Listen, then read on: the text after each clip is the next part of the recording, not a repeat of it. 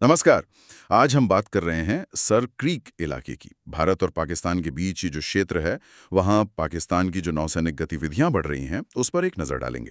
हमारे पास एक video transcript है। इसमें दिखता है कि पाकिस्तानी नौसेना प्रमुख ने हाल में वहाँ का दौरा किया, कुछ नए उपकरण भी दिखे हैं और सैन्य मौजूदगी बढ़ाई जा रही है। बिल्कुल।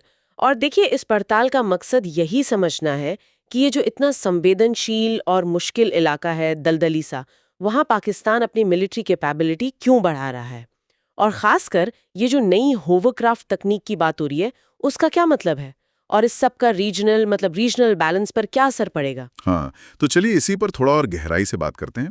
सबसे पहले शायद ये समझना ज़रूरी है कि सर क्रीक ये जगह अपने आप में इतनी अलग क्यों है। ये गुजरात और सिंध के बीच बॉर्डर पर है ना? इलाका है, मतलब दलदली मुहाना, जमीन और पानी का ऐसा मिक्सचर है कि वहां आना जाना, कुछ बनाना सब बहुत मुश्किल होता है। और जाहिर है, इसी इलाके पर दोनों देशों में विवाद भी है सीमा को लेकर। अच्छा।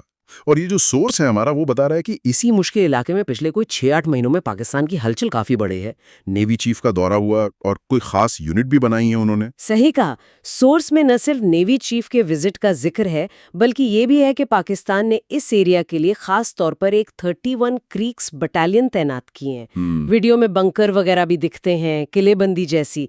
तो ये सिर्फ मौजूदगी नहीं है, ये एक तरह की परमानेंट तैयारी की तरफ इशारा है। और इस तैयारी में जो सबसे ज्यादा ध्यान खींच रही है चीज, वो है ये होवरक्राफ्ट।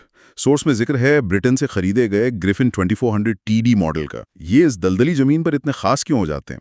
अब वहाँ टैंक ले जाइए, जीप ले जाइए या नॉर्मल बोट्स, वो या तो फंसेंगी या बहुत धीमी हो जाएंगी। होवरक्राफ्ट्स क्या करते हैं, वो हवा के एक कुशन पे चलते हैं, मतलब जमीन या पानी की सतह को बिना छुए ठीक उसके ऊपर तैरते हुए बढ़ते हैं। अच्छा, ग्लाइड करते हैं एक तरह से। हाँ बिल्कुल। तो नीचे जमीन कैसी है, दलदल है, पानी है, उससे ज्यादा फर्क नहीं पड़ता। नतीजा ये कि ये इन मुश्किल बाधाओं को पार करके तेजी से सैनिक या सामान ले जा सकते हैं। यानी पाकिस्तान इस मुश्किल इलाके में अपनी मूवमेंट और पहुंच दोनों को काफी बेहतर बना रहा है इन होवरक्राफ्ट से। अच्छा, सोर्स पाकिस्तान के इरादों पर या उनकी रणनीति पर क्या कहता है? वीडियो में लगता है जैसे कोई मैसेज देने की कोशिश भी है। हाँ, सोर्स में एक कॉन्ट्रडिक्शन सा दिखता है। एक तरफ तो पाकिस्तान अपनी मिलिट्री ताकत बढ़ा रहा है, बंकर बना रहा है, होवरक्राफ्ट ला रहा है। दूसरी तरफ वीडियो में पाकिस्तानी नेवी खुद को इंडियन ओशन रीजन में शांति और स्थिरता, मतलब पीस एंड स्टेबिलिटी बनाए रखने वाला दिखा रही है। सोर्स ये भी अंदाजा लगाता है कि शायद पाकिस्तान अमेरिका से, खासकर अगर ट्रंप प्रशासन आता है, तो उनसे सपोर्ट की उम्मीद में सर क्रीक पर ज्यादा अग्रेसिव पोस्चर ले रहा है। ये दोहरापन और बढ़ती मिलिट्री तैनाती, इसके मायने क्या हैं? क्या इससे तनाव बढ़ने का डर है? बिल्कुल है। देखिए, जब भी किसी विवादित इलाके में इस तरह किलेबंदी होती है, नई आक्रामक तकनीक आती है, तो तनाव बढ़ना तो स्वाभाविक है। और होवरक्राफ्ट के आने से ये भी लगता है कि शायद भविष्य में इस इलाके में पेट्रोलिंग का, निगरानी का तरीका ही बदल जाए। ये ज्यादा असरदार हो सकते हैं। सोर्स भारत की स्थिति पर भी कुछ कहता है? क्या इंडिया भी इस एरिया में ऐसी तकनीक यूज कर रहा है? सोर्स के हिसाब से फिलहाल भारत सर क्रीक इलाके में होवरक्राफ्ट का इस्तेमाल नहीं कर रहा है। हाँ, उसमें ये सुझाव जरूर है कि पाकिस्तान की इन नई कैपेबिलिटीज को देखते हुए भारत को भी शायद इस बारे में सोचने की जरूरत पड़े।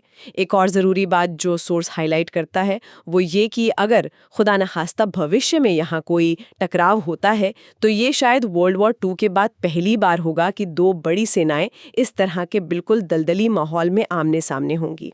इसमें जमीनी लड़ाई से ज्यादा शायद एयरफोर्स और नेवी, वो भी खास इक्विपमेंट के साथ, उनकी भूमिका बहुत अहम हो जाएगी। तो मतलब लबोलुबाब ये है कि सोर्स ये दिखा रहा है कि पाकिस्तान न सिर्फ सर क्रीक जैसे मुश्किल इलाके में अपनी फिजिकल प्रेजेंस बढ़ा रहा है, बल्कि होवरक्राफ्ट जैसी स्पेशल तकनीक लाकर अपनी स्ट्रेटेजिक एज, सामरिक बढ़त बनाने की भी कोशिश कर रहा है। बिल्कुल। और ये गतिविधियां आने वाले वक्त में इस इलाके की जियोपॉलिटिक्स और स्ट्रैटेजिक सिचुएशन पर यकीनन गहरा असर डाल सकती हैं।